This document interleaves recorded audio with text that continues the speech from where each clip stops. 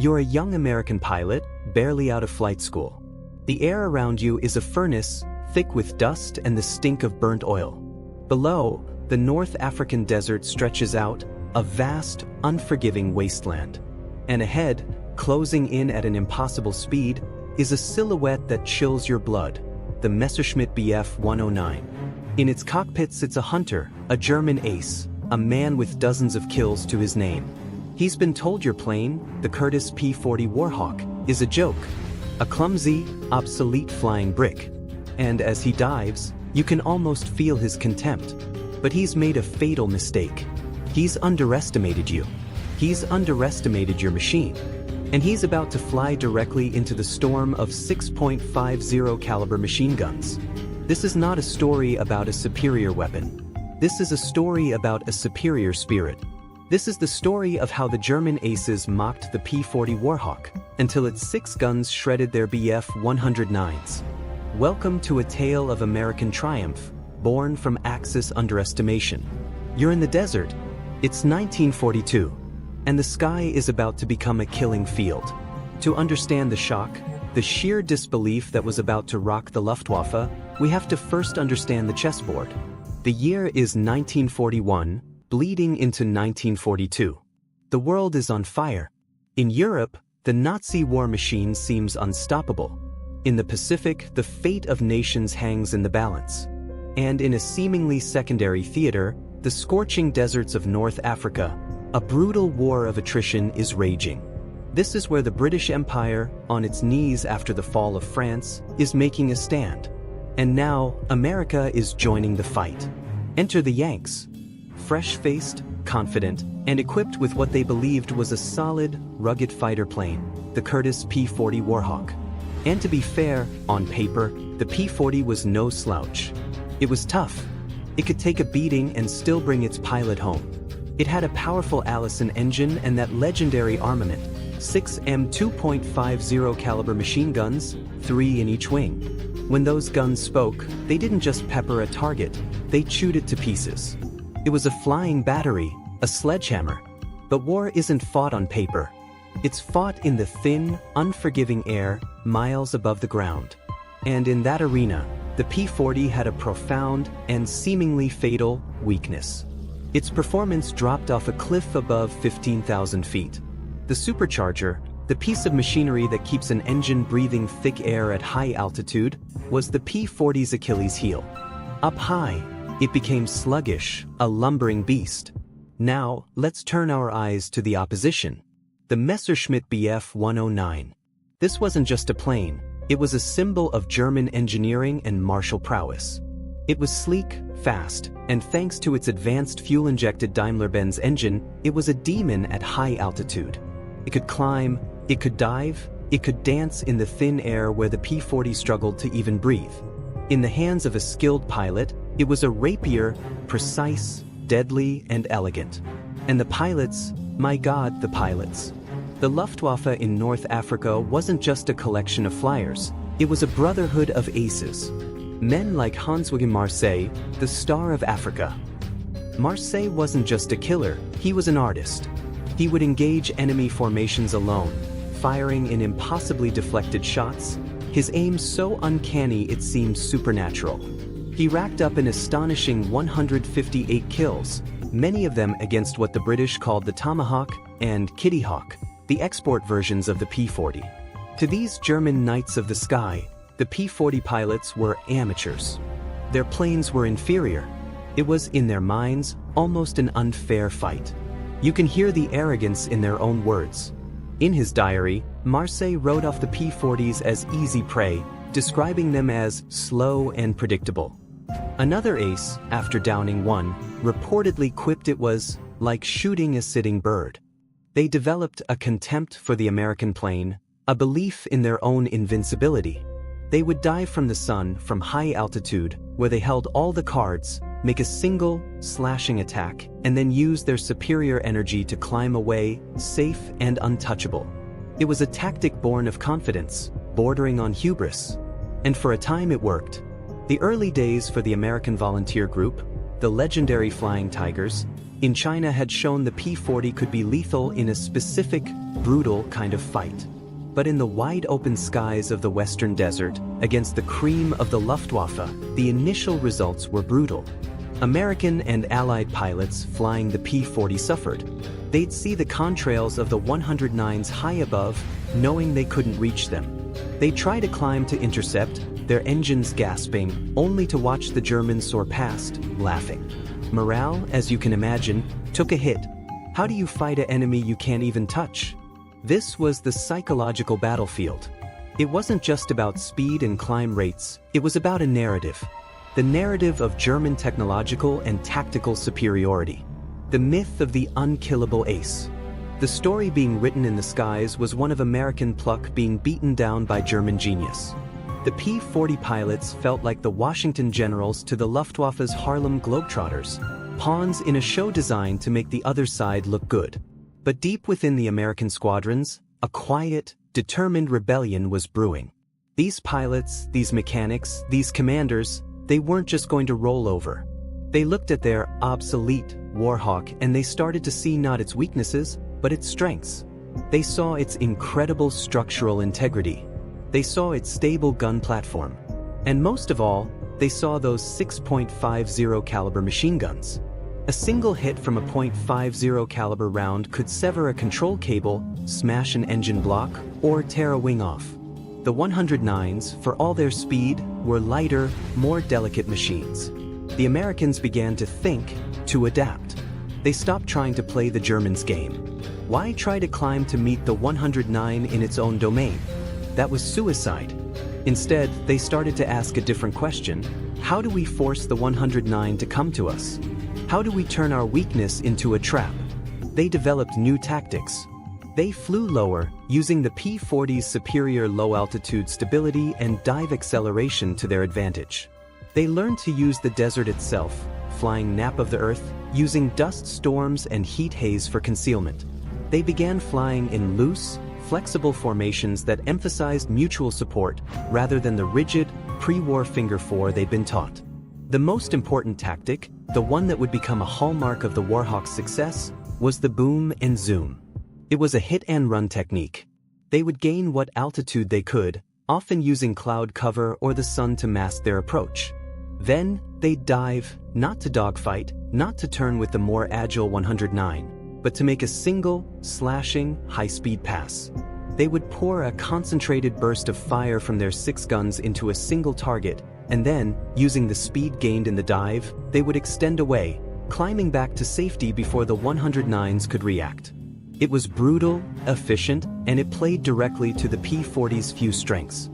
Unit commanders, men like Colonel Philip Cochrane of the 65th Fighter Squadron, drilled these new tactics relentlessly. They studied the mistakes, they debriefed every engagement, they learned from every loss. They fostered a culture of innovation, of defiance. They told their pilots, don't try to outclimb him. Don't try to outturn him. Let him think you're slow.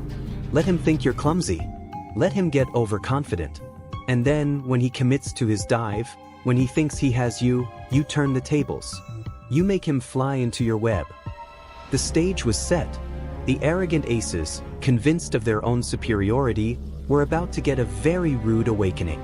The P-40 pilots, once the hunted, were learning to become the hunters. They were transforming their flying brick into a sledgehammer, waiting for the perfect moment to swing. Because little did the Luftwaffe know, a storm was gathering in the desert heat. A storm of American grit, ingenuity, and raw firepower. And the trigger for that storm was about to be pulled in one of the most one-sided aerial massacres of the war, on a day that would become known to history as Palm Sunday. But before we get to that climax, we need to dive into the cockpit to feel the sweat, the fear, and the rising determination of the men who were about to rewrite the rules of the game. What was it really like to be a P-40 pilot, staring down the legend of the Luftwaffe? And how did one man's desperate, unauthorized act in the heat of battle become the key to unlocking the Warhawk's true, terrifying potential? That's the story we'll uncover next. So there they were. The men of the 57th Fighter Group, the 79th, the 324th. They trained, They'd adapted, they'd honed their new tactics on the dusty training fields of Egypt and Libya. But theory is one thing. The reality of combat against the most feared air force in the world is something else entirely. The transition from the training ground to the killing skies was a brutal, bloody education. This was the crucible. This is where the P-40 and its pilots were forged in fire, and where a single, desperate innovation would change everything. You have to put yourself in that cockpit. It's not the sterile, climate-controlled environment of a modern jet. It's a tiny, cramped metal tube smelling of sweat, high-octane fuel, and cordate. The canopy is a greenhouse, magnifying the North African sun until the interior is an oven. Your leather flight jacket is soaked through. You're constantly drinking tepid, metallic-tasting water from your canteen, fighting off dehydration. And the noise is a constant, deafening roar from the Allison engine just a few feet in front of you, a vibration that becomes a part of your very bones. This was the office of the Warhawk pilot, and it was about to become the most dangerous office in the world. The initial combat encounters were, to put it bluntly, a shock. The first few times a young lieutenant saw a flight of Bf-109s diving on him, it wasn't like the training films. It was a blur of speed, a terrifyingly fast-growing speck that transformed in seconds into a shark-nosed killer, its wings sparking with the fire of its own cannon and machine guns.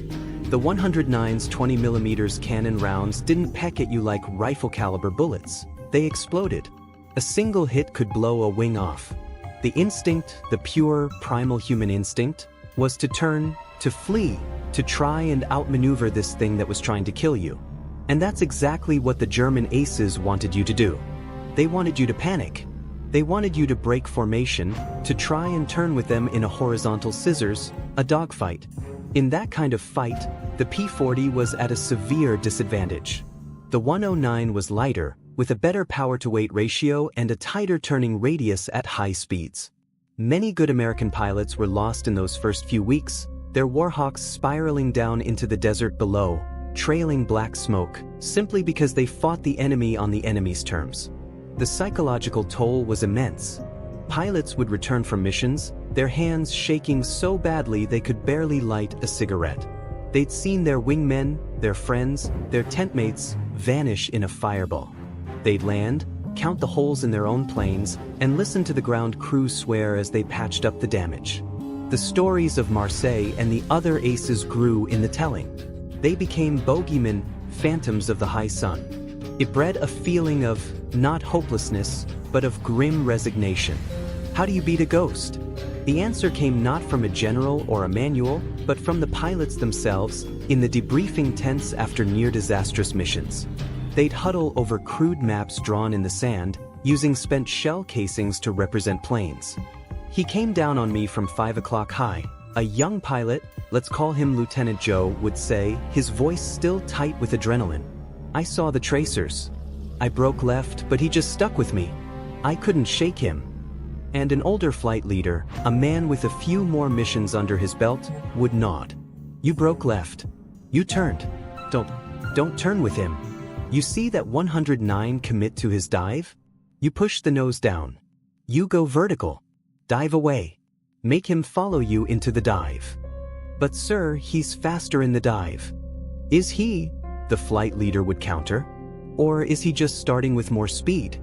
The P-40 is heavy. It builds speed fast in a dive. You push it over, you firewall the throttle, and you go. Don't look back. Just build up speed until you're a blur. Then, when you've got 400, 500 miles an hour on the clock, you pull back easy on the stick, and you climb out. He can't follow you in a high-speed dive like that. His controls will lock up. His wings might come off. Ours won't. This plane, she's built for it. This was the gospel according to experience. They were learning the hard way that the P-40's reputation for being a durable son of a gun was its greatest asset. They began to trust their airframes in a way the 109 pilots couldn't. They'd come back with entire sections of their tail missing, with gaping holes in their wings, and the rugged Warhawk would still bring them home. The legend of the flying tiger from China began to morph. It wasn't just the shark's teeth painted on the nose, it was the plane's very nature. It had a thick skin and a hell of a bite. But there was another problem, a problem of firepower. The 6.50 caliber machine guns were devastating if they hit. But hitting a fast-moving, jinking Bf-109 was incredibly difficult. The standard method was a convergence pattern. The guns in the wings weren't pointed straight ahead, they were angled inward slightly, so that all 6 streams of bullets would converge at a single point in space, usually about 250 to 300 yards out. The idea was to create a concentrated, shotgun blast effect at that specific range. It was a good theory. In practice, it was a nightmare. A pilot hurtling through the sky at 350 miles per hour, trying to lead a target moving just as fast, had a tiny window of opportunity. He had to get the enemy plane perfectly in his sights, at exactly the right range, for a fraction of a second, to achieve a killing shot. If the 109 was closer than the convergence point, the bullets would cross and spread out again, hitting with less concentrated force. If it was farther away, the bullet streams would have already crossed and would be spreading apart, making a hit less likely.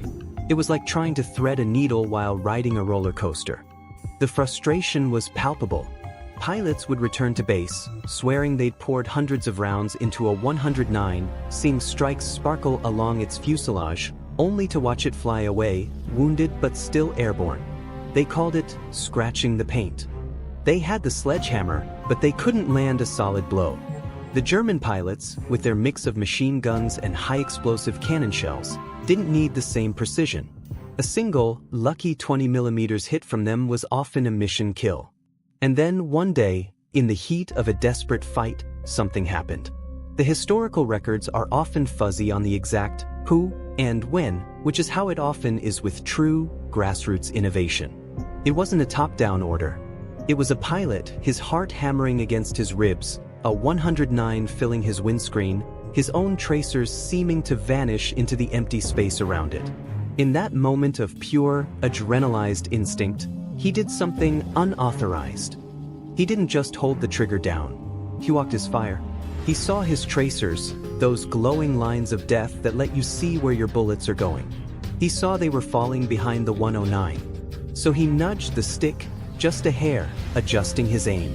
He saw the tracers creep forward, and he watched them walk right up the fuselage of the German plane, from the tail, across the cockpit, and into the engine. It was a fluid, continuous motion, a hose of fire, and in that moment, the 109 didn't just get hit, it disintegrated. The pilot, whoever he was, landed back at his dusty strip, his mind racing. He'd done something he wasn't supposed to do. He'd broken from the rigid doctrine of the convergence pattern. And it had worked. It had worked spectacularly. In the debrief, he tentatively explained what he'd done. Instead of reprimand, he saw the gears turning in his commander's head. Who walked it onto him? The commander asked. Yes, sir. From the tail forward. I just kept the trigger down and guided it in. The concept was revolutionary in its simplicity. They were abandoning the idea of a single, perfect killing shot. Instead, they were embracing the P-40's greatest asset, its immense volume of fire. A P-40 carried over 280 rounds per gun. That's more than 1,600 rounds of .50 caliber ammunition in total. It was a river of lead. Why try to place that river into a tiny teacup at a specific range? Why not use the tracers as a visible guide and simply hose the enemy down, sweeping the river of fire across him until something broke? This became the water hose technique. Pilots were now encouraged to open fire at a slightly longer range and walk their tracers onto the target. It was less about precision and more about saturation. It took advantage of the human brain's incredible ability to make real-time visual corrections. You could see you were missing and you could instantly adjust. It turned the P-40 from a sniper rifle that was hard to aim into a fire hose that could sweep an area clean. The effect was immediate and terrifying. A Bf-109 pilot, used to seeing a quick, discrete burst of fire zip past his canopy, was now confronted with something entirely different. It was a continuous, unwavering stream of glowing red tracers and armor-piercing incendiaries that seemed to hunt him, that curved and swept towards him no matter how he jinked. It was psychologically overwhelming. And when those rounds, even just a few of them, found their mark, the result was catastrophic for the lighter German fighter. The Americans had done it. They had found the key. They had a tough, dependable plane. They had tactics that played to its strengths. And now, they had a way to make its incredible firepower truly effective. The pieces were in place. The trap was set. The hunters were about to become the hunted. The stage for the final, decisive act was the Battle of the Mareth Line in Tunisia, in the spring of 1943. The Luftwaffe, desperate to support Rommel's retreating Afrika Korps, was throwing everything it had into the air. And the Americans, now confident and battle-hardened, were waiting for them. The conditions were perfect for an ambush on a scale no one could have imagined. The date was April 18, 1943, Palm Sunday. And what happened in the skies over the Gulf of Tunis that day would forever shatter the myth of the Luftwaffe's invincibility and cement the legend of the P-40 Warhawk. It would become known as the Palm Sunday Massacre. But what exactly unfolded on that fateful Sunday? How did a simple flight of Warhawks stumble upon the opportunity of a lifetime? And how did the combination of rugged American machines, clever tactics, and that devastating water hose of fire lead to one of the most lopsided aerial victories of the entire Second World War? The answer is a story of timing, courage, and the ultimate price of underestimation. We go now to the climax. The air over the Gulf of Tunis on April 18, 1943, was clear, bright, and deceptively peaceful. It was Palm Sunday, a day of religious significance, a day that should have been quiet. But in war, there are no holidays. For the pilots of the 57th Fighter Group, it was just another day of relentless patrols, of scanning the endless blue for the dark specks that meant death. They were flying their P-40F Warhawks, a model with a slightly more powerful Packard-built Merlin engine, giving them a precious extra edge. They were tired, they were gritty, but they were no longer the green, uncertain boys of a few months before. They were veterans now. They had learned the hard way. And they were hungry. The mission was a routine fighter sweep, an aggressive patrol designed to clear the skies of any German or Italian aircraft trying to interfere with Allied shipping or ground operations. Led by Lieutenant Colonel William "Bill" Lynn, a cool-headed and respected commander, the formation of Warhawks droned steadily over the choppy blue waters of the Mediterranean. Below them, the coast of Tunisia was a smudged brown line. The pilot's eyes, hidden behind sunglasses and goggles, constantly scanned the sectors of the sky, a practiced, nervous dance. They knew the Stukas and Junkers transports were trying to flee Sicily, to evacuate key personnel from a collapsing North African front. They were expecting trouble, but what they found was a once-in-a-lifetime target. It was Lieutenant Roy "Duke" Dutton who saw them first. A distant, shimmering cloud to the north, low over the water. At first, it could have been a flock of birds, but it was too large, too structured. He keyed his radio, his voice crackling with a mixture of disbelief and excitement. "Bogies. 10 o'clock low. Many bogies. Many." As they drew closer, the sight that greeted them must have stolen the breath from every man in the formation. It wasn't a flight of fighters. It wasn't a small formation of bombers. It was an air armada, a sprawling, slow-moving, and utterly vulnerable procession of German Junkers Ju-52 transport planes. These were the three-engine Tante-Ju, or anti-Ju, planes, the workhorses of the Luftwaffe. They were slow, ungainly, and lightly armed. And they were packed, absolutely packed, with German troops, seasoned Afrika Korps veterans, specialists, staff officers, being evacuated from Tunisia to the safety of Sicily. Escorting this massive, lumbering fleet were a handful of Messerschmitt Bf 109s and a few Italian Macchi C.202 fighters. They were outnumbered and tasked with defending a flock of sitting ducks. This was the opportunity they had been waiting for. This was the moment all their training, all their adaptation, all their painful lessons had prepared them for. Colonel Lynn didn't hesitate. He gave the order that every fighter pilot dreams of. Tally-ho! Tally-ho! Attack, attack, attack! What followed was not a dogfight. It was not a duel of aerial knights. It was a slaughter, a turkey shoot. The Americans, holding the altitude advantage, nosed their heavy Warhawks over into a screaming dive. The roar of their engines mixed with the rising whistle of wind through gun ports and canopy seams. They were sledgehammers, swung with immense force. The German escort pilots, the few who were there, reacted with bravery, but it was the courage of the doomed. They turned into the diving American horde, trying to break up the attack. But the P-40s didn't take the bait. They ignored the fighters as best they could, their focus laser-like on the fat, slow transports. This was the boom of their boom and zoom tactic on a grand, horrific scale. The first passes were devastating. The P-40s ripped through the formation of Ju-52s at over 400 miles per hour. And now, the unauthorized firing pattern, the water hose technique, became an instrument of biblical destruction. Pilots weren't picking single targets and firing short bursts. They were holding down their triggers and sweeping their 6 guns across the sky. Rivers of .50 caliber tracer fire, glowing red and orange, hosed across the formation. You have to visualize it. A Ju-52, a giant corrugated metal bird, would fly directly into this man-made meteor shower. The .50 caliber rounds, armor-piercing and incendiary, wouldn't just poke holes. They would shred. They sawed wings off. They ignited fuel tanks in brilliant, whooshing fireballs. They ripped open fuselages, and horrified American pilots would see tiny figures, German soldiers, tumbling out into the void, their parachutes sometimes aflame.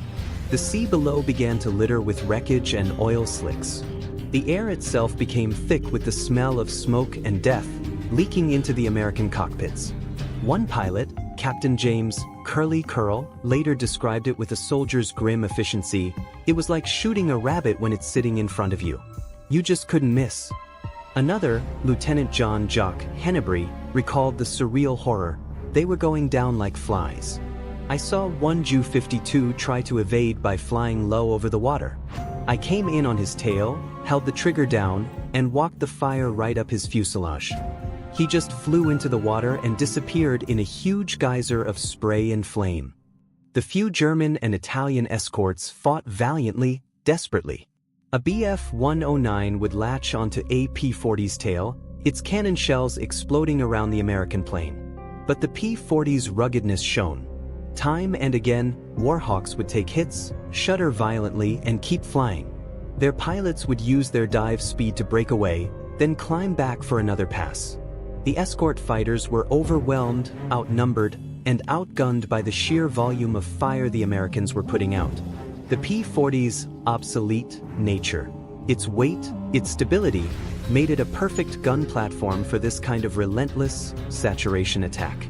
The chaos was absolute. Radio channels were a cacophony of shouts, warnings, and triumphant calls of "Got him!" and "Watch your 6." The sky was a tangled web of tracer fire, burning planes, and blooming parachutes. It was a scene from hell, painted across the beautiful Mediterranean blue. For nearly an hour, the massacre continued. The American pilots, running low on ammunition, would break off, reform, and dive back in, targeting any transport that was still airborne. They showed no mercy because in this war, there was none to be given. When the last of the P-40s, their ammunition drums nearly empty, finally turned for home, the scene behind them was one of utter devastation. The calm waters of the Gulf of Tunis were now a sprawling junkyard. Debris, oil, and bodies bobbed in the waves. A few lone Ju-52s, trailing smoke, desperately tried to limp back towards the coast, only to be picked off by other Allied patrols. The scale of the victory was almost incomprehensible. The final tally was staggering. In that single engagement, the Palm Sunday massacre, Allied fighters, primarily the P-40s of the 57th FG, joined later by Royal Air Force Spitfires and other Allied aircraft, had shot down a confirmed 74 Axis aircraft, the vast majority of them Ju-52 transports. Some estimates placed the number even higher. It was one of the most one-sided aerial victories of the entire Second World War. An entire air transport fleet, hundreds of key personnel, had been wiped out. The Luftwaffe's transport arm in the Mediterranean never recovered from the blow. The P-40 Warhawk, the plane the German aces had mocked as a flying joke, had been the primary instrument of this destruction. Its 6 guns had not just shredded individual Bf-109s, they had shredded an entire strategic plan. They had shattered a myth. The news of the massacre spread through the Allied ranks like wildfire, a massive boost to morale. For the Germans, it was a humiliating, catastrophic defeat. The Star of Africa, Hans-Louis Marseille, was already dead, killed in a flying accident months before.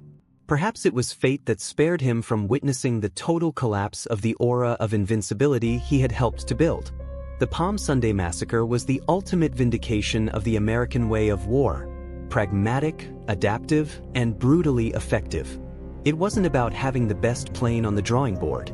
It was about having the right plane with the right pilots, using the right tactics at the exact right moment. The P-40, the underdog, had risen to the occasion and had proven, in the most decisive terms possible, that it was a weapon to be feared. But what was the aftermath of this incredible victory? How did the legend of the P-40 evolve in the final, brutal years of the war? And what is the legacy of this rugged, underestimated warrior, a plane that refused to be counted out? The story doesn't end with the smoke clearing over the Gulf of Tunis. The echoes of those 6 guns would be heard long after the last shot was fired. We turn now to the final chapter and to the legacy left behind by the men who flew the Warhawk and the machine that carried them through hell. The smoke cleared over the Gulf of Tunis. The oil slicks slowly dissipated. The wreckage of the Palm Sunday massacre settled into the silt at the bottom of the Mediterranean, becoming silent, rusting tombs. But the echo of that day, the thunder of the P-46 guns, reverberated far beyond that single patch of water. It traveled through the rest of the war, through the decades that followed, right down to this very moment. The victory was absolute, the tactical impact immense. But what did it all mean? In the immediate aftermath, the mood at the American airfields was a complex cocktail of euphoria, exhaustion, and sober reflection. Pilots who had just hours before been instruments of destruction now sat quietly on empty fuel drums, drinking coffee, their hands still trembling slightly. They had done their job, and they had done it with terrifying efficiency. The ground crews, the unsung heroes, swarmed over the returning Warhawks, slapping the pilots on the back, then getting to work counting bullet holes, patching wings, and reloading the endless belts of .50 caliber ammunition. There was a palpable sense of pride, but it was a grim pride. They had looked into the abyss of total war, and for one afternoon, they had mastered it. The strategic ramifications were immediate. The destruction of that entire air transport fleet was a body blow to the Axis in North Africa. It severed a critical lifeline, stranding thousands of experienced troops and specialists who could have fortified the next defensive line. It crippled the Luftwaffe's ability to conduct large-scale airlift operations in the theater. Within a matter of weeks, the Axis forces in Tunisia, cornered and starved of supplies and reinforcements, would surrender in the hundreds of thousands. The North African campaign was over. The back of the Africa Corps was broken, and the P-40 had played a pivotal, undeniable role in that finale. But the Warhawks' war was far from over. As the Allied juggernaut pushed north into Sicily, Italy, and beyond, the P-40 continued to serve, not as a frontline air superiority fighter against the latest German designs, but in a role it was perhaps always destined for: ground attack. This was the ultimate expression of its character. It was the sledgehammer. Pilots flying P-40NS, the lighter, later model, lightweight Warhawks, found their true calling not in dueling with high-flying 109s, but in tearing apart the German army on the ground. They would load up with 500-pound bombs or clusters of deadly fragmentation bombs.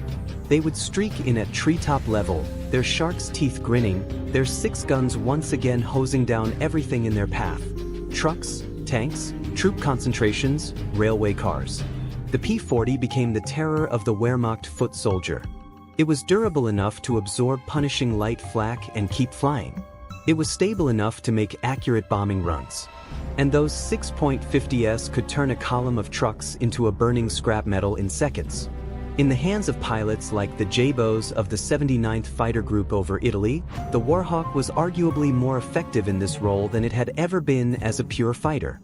Yet, even as it excelled in this new mission, the narrative was shifting. By 1944, new, gleaming American birds were dominating the European skies. The P-51 Mustang, with its breathtaking range and high-altitude performance, became the darling of the press, the symbol of American air power. The P-47 Thunderbolt, a flying powerhouse, earned its own legendary reputation. The P-40, in comparison, began to fade from the headlines. It was the old workhorse, dependable but no longer glamorous. And this gets to the heart of the P-40's complex legacy. It was never the best fighter of World War II. It would be dishonest to claim that. The Mustang was better. The later model Spitfires were better. The German Focke-Wulf FW-190 was a superior machine. But that's missing the point entirely. The story of the P-40 is not a story about being the best. It's a story about being good enough, and about the men who made it more than enough. The real legacy of the Warhawk is written in the lessons it taught us. It's a testament to the power of adaptation. The Americans were handed a tool that was, on paper, ill-suited for the fight it faced. But instead of giving up, they changed the rules of the game. They looked at their tool's strengths, its toughness, its firepower, its stability, and they built a new way of fighting around them. They developed the boom and zoom. They perfected the water hose firing technique. They turned a perceived weakness into a devastating trap. This is the ultimate refutation of the Axis mindset, particularly the Nazi obsession with technological wonder weapons and racial superiority. The Germans had the better plane, the better aces, at least at the start. But they were trapped by their own doctrine and their own arrogance. They underestimated their opponent. They failed to adapt. The Americans, pragmatic and resourceful, outfought them not with a superior machine, but with superior thinking. The P-40's legacy is also one of sheer, unyielding resilience. It's the story of the underdog. It's the story of the boxer who might not have the fanciest footwork, but who has a chin of granite and a punch that can knock out a horse. Everyone counted it out. The experts dismissed it. The enemy mocked it. And it just kept getting back up, and it just kept swinging that sledgehammer. It's a profoundly American story, but it's also a universal human one. It's about the triumph of grit over glamour, of substance over style.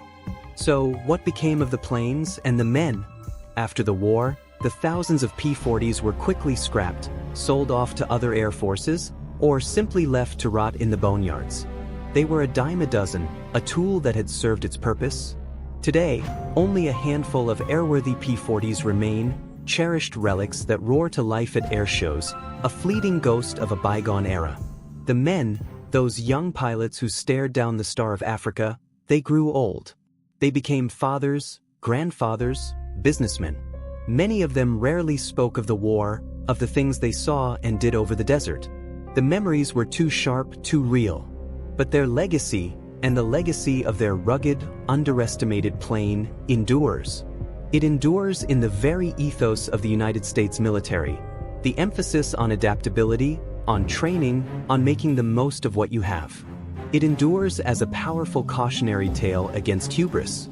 The German aces who once mocked the P-40 learned the hardest lesson of all: never, ever underestimate your opponent. Underestimation is the fatal flaw of bullies and tyrants throughout history. And finally, the story of the P-40 Warhawk leaves us with a question, a challenge that resonates far beyond the field of history. What is the P-40 in your own life? What is that thing that others have dismissed, that you've been told is obsolete, that you yourself maybe doubt? Is it a skill? A dream? A principle? The world is full of people who will tell you what you can't do, what you don't have, what isn't good enough. The story of the P-40 is a reminder that the tools you have, right now, are enough. You have your own version of that rugged airframe. You have your own 6 guns. You have the capacity to adapt, to innovate, to find a new way to fight. You have the resilience to take a hit and keep flying. The German aces mocked the P-40 Warhawk. They laughed at its design, scorned its pilots, and predicted its easy destruction. They were confident. They were arrogant. They were wrong. Because when the time came, when the trap was sprung and the sledgehammer fell, those 6 guns didn't just fire bullets. They fired a declaration. A declaration written in tracers and thunder, a message that echoes down through the ages: underestimate me at your peril. This story, like so many from World War II, was forged in the courage of ordinary men doing extraordinary things. If this deep dive into the legacy of the P-40 resonated with you, if you felt that thrill of the underdog's triumph, then do us a favor. Share this video with a friend. Let them know about the plane that refused to die. Leave a comment below. We want to hear your thoughts. What's the most underestimated weapon or tool in history, in your opinion? And of course, hit that subscribe button and ring the bell. We're just getting started, and there are so many more forgotten battles, so many more stories of American grit and ingenuity waiting to be told. We'll see you in the next one. So here we are. The dust of Tunisia has long since settled. The roar of the Allison and Merlin engines is a ghost in the wind, a memory preserved only in grainy film and the trembling stories of old men. The P-40 Warhawks that didn't end up as scrap metal are museum pieces now, silent and polished, their shark's teeth a friendly grin for camera-wielding tourists. It's a peaceful end for a machine born of violence. But if you listen closely, if you stand on the edge of a quiet airfield at dawn, you can still hear it.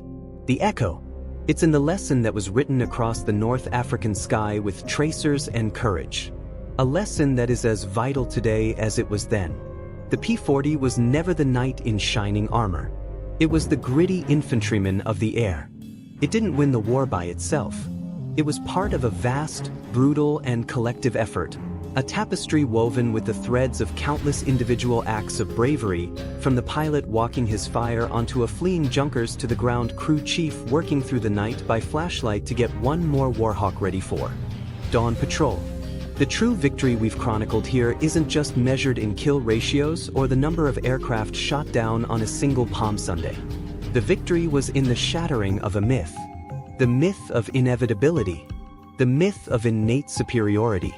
The Germans in the desert didn't just believe they had better machines, they believed they were better. They believed in a destiny written by their own technical genius and martial spirit. The P-40, and the men who flew it, tore that page out of their playbook and set it ablaze. They proved that we can trump wonder weapons. That adaptability is a sharper tool than dogma. That a free man, fighting for a cause greater than himself, with a tool he has mastered through ingenuity and sheer force of will, is the most formidable weapon system ever devised. The story of the P-40 Warhawk is a permanent testament to that truth. It's a story that doesn't just belong in the history books. It belongs to anyone who has ever been told they're not good enough. To anyone who has ever been counted out. To anyone who looks at the resources they have and decides, against all odds, to make them work. The German aces are gone. The pilots who defied them are gone. But the echo of those 6 guns remains. It's a whisper on the wind, a timeless reminder. Never mistake simplicity for weakness. Never confuse humility for incapability. And never, ever underestimate the power of a determined underdog armed with a sledgehammer. The sky is quiet now, but the echo is forever.